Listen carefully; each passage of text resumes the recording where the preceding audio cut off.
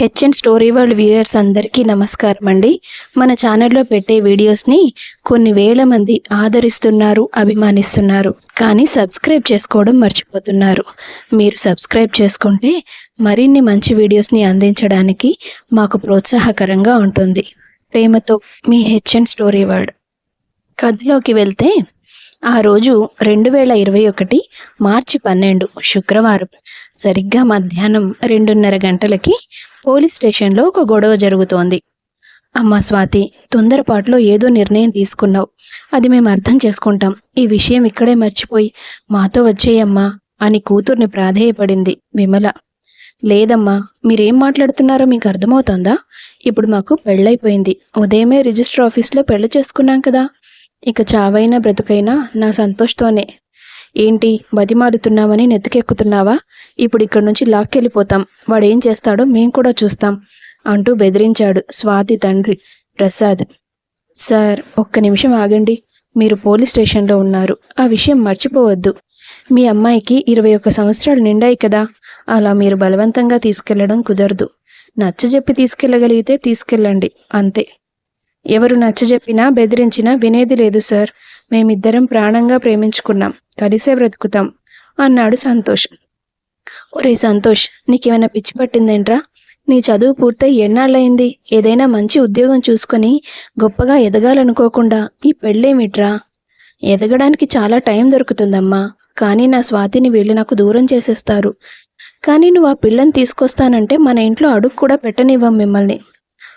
మీరు రానివ్వకపోతే మేము బ్రతకలేమనుకున్నారా? ప్రపంచం చాలా పెద్దది. ఎక్కడో చోట మాకు పని దొరక్కపోదు. మేము ఎలాగైనా కలిసి సంతోషంగా బ్రతికి మీకు చూపిస్తాం. అవును స్వాతి, అదే చేద్దాం. అలా స్వాతి, సంతోష్ ఇద్దరూ తమ ప్రేమని తప్పు కాదని వాదించారు. తల్లిదండ్రుల మద్దతు లేకుండా బతకడానికి సిద్ధపడ్డారు. ఆ పిల్లలిద్దరూ అంత ఖచ్చితంగా చెప్తున్నారు కదా, బతకడానికి వాళ్ళకంత ధైర్యం ఉన్నప్పుడు మీరెందుకు వాళ్ళ గురించి ఇంత ఆరాటపడాలి? ఎవరింటికి వాళ్ళు వెళ్ళిపోండి సార్. వాళ్ళని తీసుకొని వెళ్తారా, వదిలేసి వెళ్తారా, అది మీ ఇష్టం అన్నారు పోలీసులు. ఇంకా తీసుకెళ్లేదేంటి? కన్నవాళ్లకంటే నిన్న మొన్న పరిచయమైన వాడే ఎక్కువ అంటోంది కదా. అలాంటి కూతురు మాకక్కర్లేదు అని స్వాతి కన్నవాళ్లు అక్కడి నుంచి వెళ్ళిపోయారు. వెనువెంటనే సంతోష్ తల్లిదండ్రులు కూడా వెళ్ళిపోయారు. పోలీసులు ఫార్మాలిటీస్ పూర్తి చేసి సంతోష్ స్వాతిలను పంపించేశారు. అమ్మ వాళ్లతో అంత ధైర్యంగా చెప్పాను, కానీ ఇప్పుడు ఎక్కడికి వెళ్తాం సంతోష్? ఏం కాదులే, ఓ వారం రోజులకి మన ఫ్రెండ్స్ మనం ఉండడానికి రూమ్ అరేంజ్ చేస్తామన్నారు. ఈలోగా ఏదైనా పని వెతుక్కుంటే అదే రూమ్లో కంటిన్యూ అవ్వచ్చని ఓనర్లని ఒప్పించారు. అవునా, అమ్మయ్య, కొంచెం బరువు తగ్గినట్టుంది. నాకైతే చాలా బరువు తగ్గినట్లుంది స్వాతి. మీ వాళ్ళు నీకు వేరే సంబంధాలు చూస్తుంటే నిన్ను కోల్పోతానని నాకు ఎంత భయమేసిందో తెలుసా? నువ్వు నా కోసం వస్తావని నేను ఊహించలేదు. లేదు సంతోష్, నాకు మా వాళ్ళకంటే కూడా నువ్వే ముఖ్యం. అయినా అమ్మా నాన్నకి నేనంటే చాలా ప్రేమ. ఓ సంవత్సరం పూర్తయ్యాక మనకి పిల్లలు పుడితే వాళ్ళే మన దగ్గరకు వస్తారు. అవునులే, మీసాలు తిప్పే మనవాళ్ళనిస్తే ఎందుకు రారు అని నవ్వుకుంటూ వాళ్ళిద్దరూ చేతులు పట్టుకొని అక్కడి నుంచి వెళ్ళిపోయారు. స్నేహితుల సాయంతో కొత్త కాపురం మొదలుపెట్టారు. మరుసటి రోజు, స్వాతి, నువ్వు జాగ్రత్తగా ఉండు. నేను బయటికి వెళ్ళి ఏదైనా జాబ్ దొరుకుతుందేమో ట్రై చేసి వస్తాను. అలాగే, జాగ్రత్త. అలా ఓ 5 రోజులు చాలా కంపెనీల చుట్టూ తిరిగాడు సంతోష్. ఎక్కడా ఉద్యోగం దొరకలేదు. ఇంకొక రోజే గడువుంది. ఆ రోజు చిన్న ఉద్యోగమైనా దొరక్కపోతే ఇల్లు ఖాళీ చేసేయాలి. ఆ భయంతో ముందు రెంట్ కట్టగలననే కాన్ఫిడెన్స్ని ఓనర్లకి ఇవ్వగలిగితే చాలు. ఆ తర్వాత మంచి ఉద్యోగం వెతుకుదామనుకుని ఓ ఫ్యాక్టరీలోకి వెళ్ళి ఏదైనా పనుంటే ఇప్పించమని అడిగాడు. వాళ్ళతనికి అక్కడ తయారయ్యే వస్తువుల్ని లోడ్ చేయించి లెక్కలు రాసుకునే పని అప్పగించారు. జీతం తక్కువే, కానీ పనైతే దొరికిందని సంతోషించాడతను. ఇంటికి వెళ్ళి విషయం స్వాతితో చెప్పాడు. అదేంటి సంతోష్, నువ్వు ఎంఎస్సి వరకు చదువుకున్నావు, అలాంటి ఉద్యోగం చేయడం ఏంటి? ఈరోజు ఉద్యోగం దొరక్కపోతే రేపు ఇల్లు ఖాళీ చేయాలి, మర్చిపోయావా? ఇది చేస్తూనే మంచి ఉద్యోగం కోసం వెతుకుతానులే. దీనివల్ల వచ్చే డబ్బులు కూడా ఇంటి రెంటు, మన ఖర్చులన్నింటికీ సరిపోతాయి. నా కోసం నువ్వు ఇంత కష్టపడుతున్నావు, చాలా థ్యాంక్స్ సంతోష్. నీకోసం చావమన్నా చస్తాను స్వాతి, ఇది చిన్న విషయం. నేను కూడా ఏదైనా వర్క్ చూసుకోనా? నీకు నేను ఎలా కనిపిస్తున్నాను? మీ వాళ్ళు నిన్నెంత గారాబంగా పెంచారు. అల్లాటప్ప ఉద్యోగాలు చేయిస్తే నేను నిన్ను కష్టపెడుతున్నట్టే కదా. నాకు వచ్చినంత జీతంలో సర్దుకుపోదాం. ఏమంటావ్? నువ్వు ఏమంటే నేను అదే అంటాను. అలా వాళ్ళిద్దరూ తమ కొత్త జీవితాన్ని ప్రారంభించారు. ఇష్టపడి పెళ్లి చేసుకున్నారు. ఖర్చులకు డబ్బులు సరిపోతున్నాయి. దాంతో వాళ్ళ మధ్య ఏ గొడవ లేకుండా ఆనందంగా సాగిపోతోంది. 5 నెలల తర్వాత స్వాతి నెల తప్పిందని వార్త తెలుస్తుంది. దాంతో వాళ్ళెంతో పొంగిపోతారు. ఈ విషయం మా ఇంట్లో చెప్తే మనల్ని ఖచ్చితంగా తీసుకెళ్తారు అంటాడు సంతోష్. అవును, మా వాళ్ళకి తెలిసినా పరిగెత్తుకుంటూ వస్తారు చూడు అని స్వాతి కూడా సంతోషపడుతుంది. ఇద్దరూ తమ తమ ఇళ్లకు ఫోన్ చేసి విషయం కూడా చెప్తారు. కానీ వాళ్ళు వీళ్ళ మాటల్ని కనీసం పూర్తిగా వినకుండానే ఫోన్ కట్ చేస్తారు. వీళ్ళు పెద్దవాళ్ళు కాదు, కఠినాత్ములు. ప్రేమ పెళ్లి చేసుకోవడం ఏదో పాపం అన్నట్టు ప్రవర్తిస్తున్నారు. వాళ్ళ వారసత్వం భూమి మీదకి రాబోతుందన్న ఆనందం కూడా లేదు అంటూ తిట్టుకొని ఉసూరుమంటూ ఇంటికి వెళ్ళిపోయారు. స్వాతికి నెలలు నిండే కొద్దీ హాస్పిటల్ ఖర్చులు పెరుగుతున్నాయి. సంతోష్కి తన సంపాదన సరిపోవడం లేదు. పైనుంచి స్నేహితుల దగ్గర అప్పు చేయాల్సి వచ్చింది. అతనిలో అసహనం పెరుగుతూ వచ్చింది. ఇంట్లో ఎక్కువసేపు ఉండడం మానేశాడు. ఏంటో సంతోష్ ఈ మధ్య సరిగా ఉండడం లేదు. ఎప్పుడూ పని పని అని బయటే తిరుగుతున్నాడు. కడుపుతో ఉన్నప్పుడు భర్త పక్కనే ఉండాలని ఎవరికుండదు? పైగా నాకు పుట్టింటికి వెళ్ళే అదృష్టం కూడా లేదు. ఇలా ఒంటరిగా ఉండడం నా వల్ల కావట్లేదు అనుకుంది స్వాతి. ఆ రోజు సంతోష్ రాత్రి 10 గంటలకు వచ్చాడు. స్వాతి అతనికి భోజనం వడ్డిస్తూ, ఏంటి సంతోష్ ఇది? ఇంట్లో నేను ఒకదాన్నున్నాను. కడుపులో మన బిడ్డుంది. ఎప్పుడు పరిస్థితి ఎలా ఉంటుందో నాకు తోడుగా ఉండాలని అనుకోవేంటి నువ్వు? సంతోష్ చేత్తో కలిపిన ముద్దని నోట్లో పెట్టడం ఆపేసి, ఈ ముద్ద నోట్లోకి వెళ్ళడానికి నేనక్కడ ఎంతమందితో మాటలు పడుతున్నానో తెలుసా నీకు? ముప్పొద్దులా ఇంట్లో కూర్చొని మేసేదానికి నా బాధలేం తెలుస్తాయి? ఏం మాట్లాడుతున్నావు సంతోష్? తప్పుగా ఏమైనా మాట్లాడానా? నీ ఖర్చులు మోయాలి, ఇప్పుడు ఈ బిడ్డ ఖర్చులు మోయాలి, నా ఖర్చులు మోయాలి. నాకొచ్చేది గొర్రెతో కొంత జీతం. అందులో 3 మనుషుల్ని సాకాలంటే నా వల్ల అవ్వాలి కదా. అదేంటి సంతోష్, నేను కూడా ఉద్యోగం చేస్తానంటే నువ్వే వద్దన్నావుగా? బుద్ధి తక్కువై అన్నాను. ఇప్పుడు వెళ్ళలేవు కదా ఉద్యోగానికి. నెల నెల హాస్పిటల్ ఖర్చులు ఎంత అవుతున్నాయో నీకు అర్థమవుతుందా? పైగా నీతో టైం స్పెండ్ చేయట్లేదని గొడవ చేస్తున్నావా? ఇప్పుడు నేను గొడవ ఎక్కడ పడ్డాను? ఇలాంటి సమయంలో ఆడవాళ్ళకి కొన్ని కోరికలుంటాయి. కానీ నాకున్నది నీతో ఉండాలనే కోరిక మాత్రమే. అదే కదా చెప్పాను. నీ కోరికలన్నీ తీర్చాలనుకుంటే నీ పుట్టింటికి వెళ్ళిపో. మిమ్మల్ని పోషించడమే నా పనైపోయింది. ఈ పెళ్లి చేసుకోకపోయినా బాగుండేదేమో అని భోజనం చేయకుండానే అక్కడి నుంచి విసురుగా వెళ్ళి గదిలో నిద్రపోయాడు. ఆమెకు దుఃఖం పొంగుకొచ్చింది. అలాంటి సమయంలో తోడుగా నిలబడాల్సిన భర్త అన్నేసి మాటలు అనేసరికి తను తట్టుకోలేకపోయింది. తన బాధను ఎవరితో అయినా పంచుకుందామన్నా ఆ అవకాశం కూడా లేదు తనకి. తెల్లారగానే భర్తను నిద్రలేపింది. ఏంటి ఇంత పొద్దునే నిద్రలేపుతున్నావు? టైము 8 అవుతుంది సంతోష్. అవునా? సరే, నేను ఫ్రెష్ అయ్యి వస్తాను. తినడానికి ఏదైనా రెడీ చెయ్యి. సంతోష్, మళ్ళీ ఏంటి? ఈరోజు చెకప్కి వెళ్ళాలి. అప్పుడే 1 రోజులు పూర్తయిందా? నా కర్మ. నువ్వంత బాధపడొద్దు సంతోష్. నేను ప్రభుత్వాసుపత్రికి వెళ్తాను. కానీ రిస్క్ ఏమో? లేదు సంతోష్. ఈ కాలనీలో 2-3కి గవర్నమెంట్ హాస్పిటల్లోనే డెలివరీలు అయ్యాయి. బాగానే చూశారంట. అక్కడికే వెళ్తానులే. థ్యాంక్స్. కనీసం చెకప్ల ఖర్చు తగ్గించావు. ఖర్చు తగ్గుతుంది కదా, ఇంక నువ్వేం దిగులు పడొద్దు. మరి ఎక్కువగా కష్టపడి అలసిపోవద్దు. నీకసలు బొత్తిగా తలలో మెదడన్నదే లేదు స్వాతి. 2 నెలల తర్వాత నీకు డెలివరీ అవుతుంది. అంటే బిడ్డకి ఎన్ని ఖర్చులు అవుతాయి? మా అక్క కొడుకు పుట్టినప్పుడు దాదాపు 50,000 ఖర్చయింది. అదీ కాక వాడిని వారానికోసారి హాస్పిటల్కి చెకప్లకి తీసుకెళ్ళాలి. వాడికి జలుబు చేస్తుంది, మోషన్స్ అవుతాయి, ఏదో ఉంటుంది. ఆ లెక్కన ఒక బిడ్డను పోషించాలంటే ఎంత కష్టమో తెలుసా? నేను కష్టపడకపోతే మీ పుట్టింటి వాళ్ళు పంపిస్తారా ఏంటి? పెద్ద వచ్చిందమ్మా సలహాలు ఇవ్వడానికి. నీ భారం, ఈ బిడ్డ భారం నా తల మీద నుంచి ఎలాగో దిగదు. ఇలాంటి ఉచిత సలహాలు మాత్రం ఇవ్వకు, నాకు పిచ్చెక్కుతుంది అంటూ కోప్పడి అతను స్నానం చేసి కాస్త తినేసి వెళ్ళిపోయాడు. ఆమె ఎన్ని రకాలుగా ప్రయత్నం చేసినా స్వాతితో అతను ఎప్పుడూ చిరాగ్గానే ఉండేవాడు. చూస్తుండగానే రోజులు గడిచిపోయాయి. స్వాతికి నెలల నిండి డెలివరీ కూడా అయింది. ఆడపిల్ల పుట్టిందా? నాకు దరిద్రం ఫెవికాల్ లాగా అంటుకున్నట్టుంది. తల్లిని పోషించడమే కష్టంగా ఉంటే ఇప్పుడు బిడ్డకెన్ని ఖర్చులో. అబ్బాయి పుడితే కాస్తైనా రిలాక్స్ అయ్యేవాడినేమో అనుకున్నాడు తప్ప సంతోషించలేదు సంతోష్. భర్త ప్రవర్తన నానాటికి స్వాతిలో దుఃఖాన్ని, విరక్తిని పెంచేస్తోంది. అప్పటికి ఆమె చాలా ఓర్చుకునే ప్రయత్నమే చేసింది. కానీ సంతోష్ మాత్రం వాళ్ళనెప్పుడూ చిన్నచూపే చూశాడు.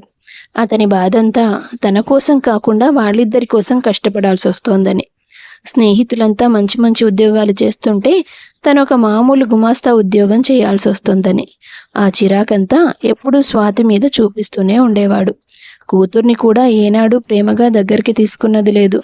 పాప పుట్టిన 6 నెలలకి తనకి కాస్త అనారోగ్యం చేయడంతో హాస్పిటల్కి తీసుకెళ్లారు. కొద్ది రోజులు అబ్జర్వేషన్లో పెడితే మంచిదని డాక్టర్లు చెప్పడంతో స్వాతి సరే అంటుంది. ఏం సరే? మీ పుట్టింటి నుండి డబ్బులేమైనా పంపించారా? ఎక్కడున్నాయి? ఇది గవర్నమెంట్ హాస్పిటల్ కాదు. ఎందుకు సంతోష్, ఎప్పుడు నీ ఆలోచన డబ్బు చుట్టే ఉంటుంది? సంపాదించేవాడిని నేనే కదా మేడం. మీరే పని చేసి నన్ను పోషించడం లేదు కదా. పోషిస్తే ఆ బాధ తెలుస్తుంది. అంటే పాపకేమైనా పర్లేదా? దానికేదో అవుతుందని నన్ను చచ్చిపోమంటావా ఏంటి? నేను డ్యూటీకి వెళ్ళాలి. అయితే పాపని తీసుకొని ఇంటికి వెళ్ళు, లేదా ఏదైనా గవర్నమెంట్ హాస్పిటల్కి వెళ్ళు. ఇక్కడే ఉంచి ట్రీట్మెంట్ చేయిస్తే మాత్రం నేను ఒక్క పైసా కూడా కట్టను అని కోపంగా చెప్పి అక్కడి నుంచి వెళ్ళిపోయాడు. స్వాతి ఏమీ చేయలేక ఏడుస్తూ కూర్చుంది.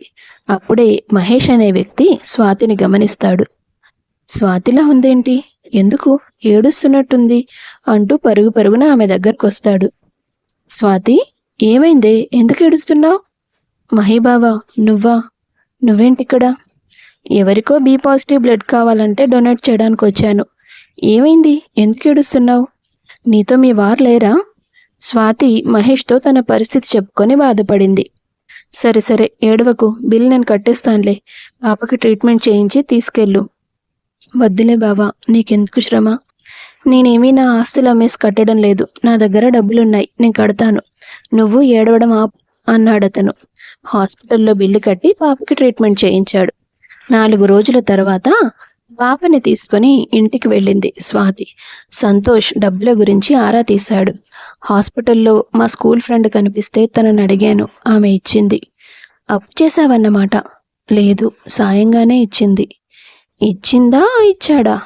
సంతోష్, బిల్లు ఎవరో మహేష్ అనే అతను కట్టాడంట కదా. నేను రాత్రి పగలు మీ ఇద్దరి కోసం కుక్కలా కష్టపడుతుంటే నువ్వు నా వెనక చేసే పనులు ఇవ్వన్నమాట. తప్పుగా మాట్లాడకు సంతోష్. అతను మా బావ మహేష్. అనుకోకుండా కనిపించాడు, సాయం చేశాడు.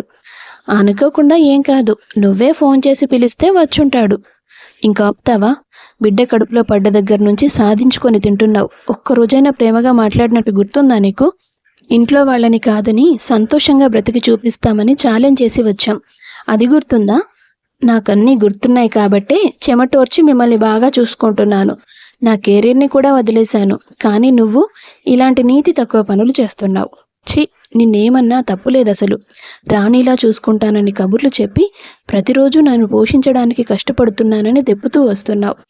అయినా భరిస్తుంటే ఇంత చెత్తగా మాట్లాడుతున్నావు. స్వాతి మాటలకి కోపం తెచ్చుకున్న సంతోష్ ఆమె మీద చేయి చేసుకున్నాడు. అక్కడితో ఆగలేదు. ఇప్పుడే, ఈ క్షణమే నేను నిన్ను పాపని వదిలేసి శాశ్వతంగా వెళ్ళిపోతున్నాను. ఇక మళ్ళీ నీ జీవితంలో మొహం కూడా చూడను. ఇలాగైనా నా బతుక్కి రిలీఫ్ దొరుకుతుంది. నువ్వు ఆ మహేష్తో పోతావో ఇంకో సురేష్తో పోతావో నాకు అనవసరం అంటూ బయటికి కదిలాడు. స్వాతి అతన్ని ఎంతో బతిమాలుకుంది. కానీ అతను ఆమెను నెట్టేసి మరీ వెళ్ళిపోయాడు. ఆ మరుసటి రోజు ఆమెను వెతుక్కుంటూ ఇంటికి వచ్చాడు మహేష్. స్వాతి ఉన్న పరిస్థితి చూసి ఎంతో జాలిపడి తనని, తన కూతుర్ని ఆమె పుట్టింటికి తీసుకెళ్లాడు. ఆమె కన్నవాళ్లు కోప్పడినా వాళ్ల కోపాన్ని చల్లార్చి ఆమెను ఆదరించేలా ఒప్పించాడు. ఎన్నిసార్లు మొత్తుకున్నామో ఆ రోజు మాతో వచ్చేయమని, వినలేదు నువ్వు. ఈరోజు బిడ్డతో రోడ్డు మీద పడ్డావు చూసావా? ఇందుకే తల్లిదండ్రులు నెత్తి నోరు మొత్తుకొని చెప్పేది, బ్రతకడం అంటే ప్రేమించుకున్నంత సులువు కాదు. నిజమే అమ్మా, తప్పులు తెలుసుకునేసరికి జీవితాలు కూలిపోతాయని నేను అర్థం చేసుకున్నాను. నన్ను క్షమించండి. ఇంతకంటే నేను మిమ్మల్ని ఏమీ అడగను. సరే సరేలే, సెంటిమెంట్ సీన్స్ పండించింది చాలు. కానీ పాపకి ఆకలిస్తుందా, నిద్రొస్తుందా ఏమీ పట్టించుకోరా? నేనిప్పుడే పాపని నిద్రపుచ్చి వస్తానమ్మా అంటూ తన గదివైపు కదిలింది స్వాతి. స్వాతి, ఇప్పుడు గదిలో మహేష్ ఉంటున్నాడమ్మా. నువ్వు మా గదిలో పాపని నిద్రపుచ్చు. అయ్యో అత్త, ఆ రూమ్ స్వాతిదే కదా. తను లేదు కాబట్టి నాకు ఉండడానికి ఇచ్చారు. తను వచ్చాక ఇంక నేను అక్కడెందుకుంటాను? అది కాదు బాబు, నువ్వు ట్రాన్స్ఫర్ మీద ఇక్కడికి వచ్చావు. నిన్ను బయట ఉండనివ్వడం ఇష్టం లేక మీ మామయ్య ఇక్కడ ఉండమని తీసుకొచ్చారు. ఇప్పుడు స్వాతి వచ్చింది కదా అని నిన్ను గది ఖాళీ చేయమనని ఎలా అంటాం? అవును బావా, నేనెక్కడో చోట అడ్జస్ట్ అవుతానులే. నా కారణంగా నువ్వు బయటికెళ్ళి ఉండాల్సిన పరిస్థితి రాకూడదు. హలో మరదలా, అంత సీన్ లేదు. అత్తయ్య మామలతో కలిసి ఉండడం నాకు అలవాటైపోయింది. నేనెక్కడికి వెళ్ళను. స్టోర్ రూమ్లో చాలా ప్లేస్ ఉంది. సామాన్లన్నీ ఒక పక్క పెట్టి నా బెడ్ అక్కడ వేసుకుంటాను. నువ్వు ప్రశాంతంగా వెళ్ళి తమరి రూమ్లో పాపని నిద్రపుచ్చు. థ్యాంక్స్ బావా అంటూ స్వాతి తన గదిలోకి వెళ్ళిపోయింది. ఆ తర్వాత రోజు ఉదయం 7 గంటలకి స్వాతి తల్లి విమల నిద్రలేస్తుంది. ప్రసాదు మహేష్ కూడా దాదాపుగా అప్పుడే నిద్రలేచారు. వాడు లేచేసరికి ఇల్లంతా శుభ్రం చేసుంది. వాకిట్లో ముగ్గు పెట్టుంది. వంటగది మొత్తం నీటుగా సర్దేసి వేడిగా కాఫీ కూడా రెడీ అయిపోయింది. అదంతా చూసి వాళ్ళు షాక్ అయ్యారు. విమల, నువ్వు ఇప్పుడే లేచావు కదా, ఈ పనులన్నీ ఎవరు చేశారు? అడిగాడు ప్రసాద్. నేనే చేశాను నాన్న. నువ్వు ఇంత పొద్దునే లేచి ఇన్ని పనులు పూర్తి చేశావా? దానికెందుకు మామయ్య అంత షాక్ అవుతున్నారు? కాలేజీకి ఇంకా అరగంట టైం ఉందనగా బలవంతంగా నిద్ర లేపితే లేచేదిరా నా కూతురు. ఇంత చక్కగా పనులు చేస్తుందంటే ఆశ్చర్యంగా ఉంది. అవసరం అన్నీ నేర్పిస్తుంది కదా నాన్న. నేను వెళ్ళిన చోట నువ్వు అమ్మ లేరు కదా 9 దాకా నిద్రపోవడానికి. నేను మిమ్మల్ని చాలా మిస్ అయ్యాను అంటూ కన్నీళ్లు పెట్టుకుంది స్వాతి. కూతురి కళ్ళల్లో కన్నీళ్లు చూసి ఆ తల్లిదండ్రుల మనసు కరిగిపోయింది. పాపిష్టి వాళ్ళం, ఒక్కనాడు కూడా నిన్ను చూడ్డానికి రాలేదు. నా బిడ్డ ఎన్ని కష్టాలు పడిందో ఆలోచిస్తుంటే ఇప్పుడు బాధేస్తుంది. మీరు బాధపడుతూ కూర్చుంటే కాఫీ చల్లారిపోతుంది. మళ్ళీ వేడి చేయడానికి మీ కూతురికి పని పడుతుంది. పదండి మామయ్య, మాట్లాడితే కుళాయి తిప్పేస్తున్నారు అంటూ విషయం మళ్లించాడు మహేష్. కొద్ది రోజులు గడిచాయి. అంతా మామూలైపోయింది. స్వాతి జరిగిన దాని నుంచి బయటపడే ప్రయత్నం చేస్తోంది. ఓ రోజు పాపతో ఆడుకుంటున్న మహేష్ దగ్గరికి వెళ్ళింది స్వాతి. ఈ స్టోర్ రూమ్లో ఎంతైనా ఇబ్బందిగా ఉంది కదా బావా, నా వల్లే కదా. ఇది మరీ బాగుంది. ఈ ఇల్లు మీది. నీ రూమ్లో అక్కోడానికి నేనెవరిని చెప్పు? ఆడపిల్లలకి వాళ్ళకంటూ ఏది ఉండదు బావా, సంపాదించుకుంటేనే తప్ప. ఇదంతా నాన్న కష్టార్జితం. నాది అని మాట్లాడడానికి నాకు మనసు రాదు. నాకేదైనా ఉద్యోగం చూస్తావా బావా? ఎందుకే? వాళ్ళకున్నది ఒక్కతే కూతురువి. నువ్వు బరువా ఏంటి వాళ్ళకి? వాళ్ళ కూతురు వాళ్ళకి బరువా అని వాళ్ళు అనుకోవచ్చు, కానీ నా కూతురు వాళ్ళకి బరువేమో అని నేను అనుకుంటాను. నా కూతుర్ని ప్రపంచంలోకి తీసుకొచ్చింది నేను. దాని బాధ్యత పూర్తిగా నేనే తీసుకోవాలనుకుంటున్నాను. కానీ పాప చాలా చిన్నది కదే. నిజమే, ఏదో ఒక ప్రత్యామ్నాయం చూడాలి. ఏ పని లేకుండా ఖాళీగా ఇంట్లో మాత్రం ఉండలేను. సరేలే, చూద్దాం. అవును బావా, నువ్వొక్కడివే ఎందుకుంటున్నావు? అక్క, నీ పాప ఉన్నారు కదా. ఈ ఇంటికి వచ్చిన ఇన్ని రోజుల తర్వాత నీకు ఈ డౌట్ వచ్చిందా? నా కళ్ళలో నీళ్ళు ఇంకితేనే కదా ఇంకొకరి సమస్యలు నా కంటికి కనబడ్డానికి. ఇప్పుడిప్పుడే బయటపడే ప్రయత్నం చేస్తున్నాను. ముందు నీ గురించి చెప్పు. చెప్పేదేముంది? మీ అక్క, అదే నా భార్య, పాప ఇద్దరూ ఇప్పుడు ఈ ప్రపంచంలో లేరు. అదేంటి అంత మాట అన్నావు? మేము ముగ్గురం ఓ రోజు బైక్ మీద వెళ్తుంటే ఓ కార్కి డాష్ ఇచ్చి పడిపోయాం. యాక్సిడెంట్ కొంచెం సివియర్గానే అయింది. ముగ్గురికి గాయాలయ్యాయి. నేను మాత్రమే బతికాను. అదేమిటో దేవుడు నా ప్రాణం తీసుకొని వాళ్ళిద్దరినీ బతికించినా బాగుండేది. మహేష్ జీవితంలో జరిగింది విన్న స్వాతి కన్నీళ్లు పెట్టుకుంది. ఇంత జరిగిందని నాకు నిజంగా తెలియదు. ఇంత బాధను మోస్తూ ఎలా సంతోషంగా ఉంటున్నావు? నేను ఒంటరిగా ఫీల్ కాకూడదనే మామయ్య నన్ను ఇక్కడికి తీసుకొచ్చారు. ఏడిస్తే నా కూతురు భార్య తిరిగొస్తారా? వస్తారంటే ఎంతైనా ఏడుస్తాను. నా గొంతు తడారిపోయేదాకా, గొంతులో ఉన్న ప్రాణం పోయేదాకా ఏడుస్తాను. సర్లే వదిలే. ఇప్పుడు నా కథ చెప్పి నేను కూడా ఏం ఏడిపించాలి? నీకున్న ప్రాబ్లమ్స్ చాలావా ఏంటి? అదృష్టవంతులకి ఆయుష్ తక్కువంటే ఇదేనేమో బావా. భార్యని కూతుర్ని ప్రాణంగా చూసుకునే నీలాంటి వాడితో కలిసుండే అదృష్టాన్ని వాళ్ళకి దూరం చేయడానికి తీసుకెళ్ళిపోయాడు దేవుడు.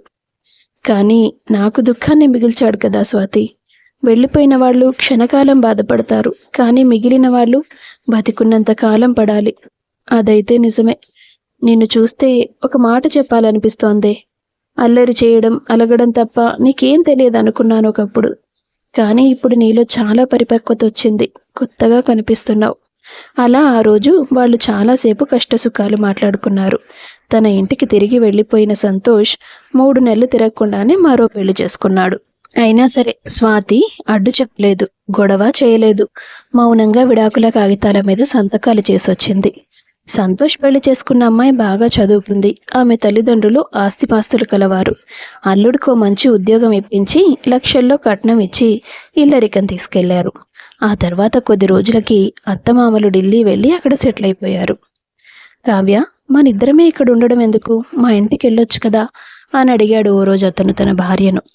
అంటే ఇప్పుడు మీ ఇంటికి తీసుకెళ్ళి మీ ఇంట్లో వాళ్ళందరికీ నా చేత చాకిరీ చేయిద్దామనా? అంత అవసరం ఏముంది, ఓ పనమ్మాయిని పెడదాం. చూడు, నీకింత డబ్బు ఇచ్చింది, ఉద్యోగం ఇప్పించింది నీకు నచ్చినట్టు నేను బతకడానికి కాదు, నా జీవితం నా చేతుల్లో ఉండడానికి.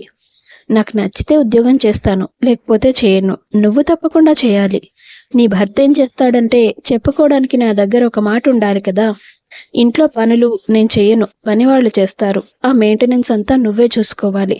అర్ధరాత్రి అపరాత్రి వచ్చి అన్నం పెట్టు, కాళ్ళు పట్టు అంటూ నన్ను నిద్ర లేపకూడదు. ఉన్నది తిని సైలెంట్గా పడుకోవాలి. నాకు ఎలా నచ్చితే అలా ఉంటాను, ఏమనిపిస్తే అది మాట్లాడతాను. అందుకోసమే నీకు బోలెడన్ని కానుకలిచ్చి మరీ పెళ్లి చేసుకున్నది. ఒకవేళ భరించలేనని విడిపోవాలనుకుంటే ఇచ్చిన డబ్బులన్నీ తిరిగి వెనక్కివ్వాలి. దానిపైనుండి నువ్వు నాకు భరణం ఇవ్వాల్సి వస్తుంది. అర్థమైందా? భార్య మాట్లాడిన తీరు అతనికి ఎంతో కోపం తెప్పించింది. కానీ ఏమీ చేయలేడు. ఎందుకంటే వాళ్ళిచ్చిన డబ్బంతా అత్యాశతో పెట్టుబడులు పెట్టి నష్టపోయాడు.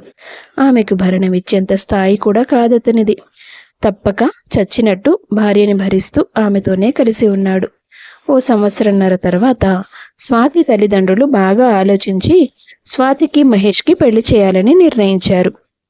అందుకు వాళ్ళిద్దరూ ఒప్పుకోలేదు. కానీ వాళ్ళ రెండు కుటుంబాలు వాళ్ళ మాట వినలేదు. బలవంతం చేశారు, ఒప్పించారు. వాళ్ళిద్దరికీ పెళ్లి జరిపించారు. స్వాతి తన పుట్టింట్లోనే తన సొంత గదిలోనే కొత్త కాపురం మొదలుపెట్టింది. ఏమైంది స్వాతి, ఇంకా బాధగానే ఉందా? నాకు తెలుసు నాతో పెళ్ళి నీకు ఇష్టం ఉండదని. నీకు కూడా ఇష్టం లేదు కదా బావా. నాకు దేవుడు అన్యాయం చేశాడు, కానీ నా జీవితంలో ఉన్నవన్నీ మంచి జ్ఞాపకాలే. నా మొదటి భార్యని మర్చిపోలేక నేను పెళ్ళి వద్దనుండొచ్చు. కానీ నువ్వెందుకు వద్దన్నావు? నువ్వు కావాలనుకుంటే పెళ్లి కాని అమ్మాయితో కూడా నీకు పెళ్లి జరుగుతుంది. నాలా ఓ బిడ్డ తల్లిని చేసుకోవాల్సిన అవసరం లేదు. ఇది నీకు అన్యాయమేమో అని నాకు అనిపిస్తుంది. స్వాతి సమాధానం విని మహేష్ గట్టిగా నవ్వాడు. ఇప్పుడు నేనేమన్నాను బావా, నవ్వుతావెందుకు? ఏడవనా పోనీ? మన చిట్టి సంవత్సరం నుండి నా చేతిలోనే పెరుగుతుంది. నా కూతుర్ని నేను దానిలోనే చూసుకుంటున్నాను. దాన్ని నేను పరాయి దానిలా చూస్తానేమోనని నీ మనసులో భయం ఉందన్నమాట. పిచ్చిదానా, నువ్వు నా మరదలివి. పైగా చాలా రోజులుగా మనం మంచి స్నేహితుల్లా ఉన్నాం. చిట్టి నా కూతురు. ఇంతవరకు అనుకోవడానికే నా కూతురు. ఈ రోజు నుంచి అఫీషియల్గా కూడా నాకే కూతురు. ఈ విషయం మీద నేను చాలా సంతోషంగా ఉన్నానే. నిన్ను అమితంగా ప్రేమించే భర్త నీకు దొరకాలని నేను కోరుకున్నాను. అందుకే నాతో నీకు పెళ్లి జరగకూడదని అనుకున్నాను తప్ప నువ్వంటే ఇష్టం లేక కాదు. ఇన్నాళ్ళు ఒక మరదలిగా, ఒక ఫ్రెండ్గా నువ్వంటే నాకు చాలా ఇష్టం. పెళ్ళైతే జరిగింది కదా, చూద్దాం, కాలం మన మనసుల్ని కూడా ముడివేస్తుందేమో అంటూ ఆమెకు ఒక ఆశ కల్పించాడు అతను. అతని మాటలకు ఊరట కలిగిన స్వాతి వాళ్ళ బంధాన్ని ముందుకు కొనసాగించడానికి నిర్ణయం తీసుకుంది. మొదట్లో కొంతకాలం స్నేహితుల్లాగే మెలిగినా మెల్లిగా వాళ్ల మధ్య ఆకర్షణ మొదలైంది. జంటగా కలిసి బతకాలని కోరిక పెరిగింది. తెలియకుండానే వాళ్ల మధ్య ప్రేమ చిగురించింది. ఇద్దరిది అమితంగా ప్రేమించే గుణమే. ఆ లక్షణమే ముడిపడిన వాళ్ల బంధాన్ని తమ ప్రేమతో ముందుకు కొనసాగించేలా చేసింది. దంపతులుగా కొత్త జీవితం మొదలుపెట్టి ఆనందంగా బ్రతకడానికి దోహదపడింది. కొంతకాలం తర్వాత వాళ్ళకి పండంటి మగబిడ్డ జన్మించాడు. ఇద్దరు పిల్లలతో ఇంటి నిండా సంతోషాలతో వాళ్ళు కలిసిమెలిసి ప్రశాంతంగా జీవితం గడిపేశారు. అవగాహన లేని వయసు, పరిస్థితి మనుషుల చేత తప్పటడుగు వేయిస్తుంది. ఆ భయమే పెద్దవాళ్ళు మన ఇష్టాలకి వ్యతిరేకంగా నిలబడ్డానికి కారణమవుతుంది. మనల్ని నమ్ముకున్న వాళ్ళని మధ్యలో రోడ్డున వదిలేయడం కంటే ముందు మనల్ని మనం ఒక మంచి స్థానంలో నిలబెట్టుకున్నాక ఇంకొకరి బాధ్యత తీసుకోవడానికి చెయ్యి అందించాలి.